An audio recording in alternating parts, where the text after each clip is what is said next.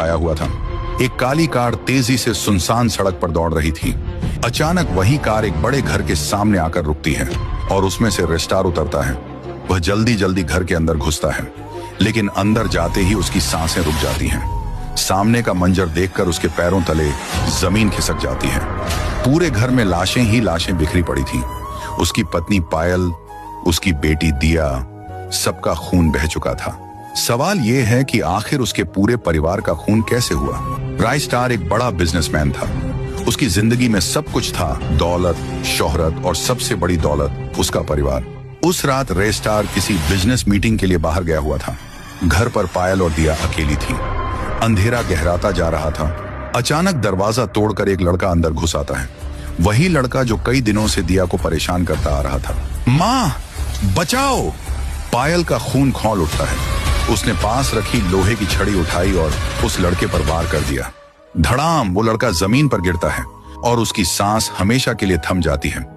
पायल और दिया दोनों कांपने लगती हैं।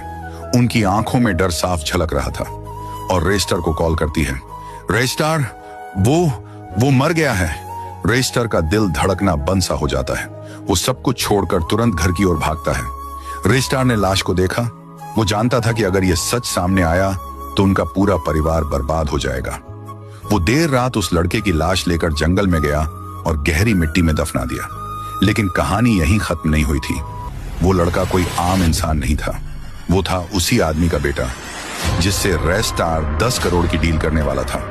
जब लड़का घर नहीं लौटा तो उसका परिवार आग बबूला हो गया और ये केस एक ऐसे पुलिस अफसर को दिया गया जो उनके परिवार का नजदीकी था।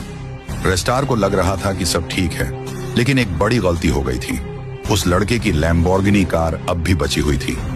रेस्टार ने वो कार कहीं दूर ले जाकर झील में फेंक दी थी, लेकिन पुलिस को वही कार मिल जाती है।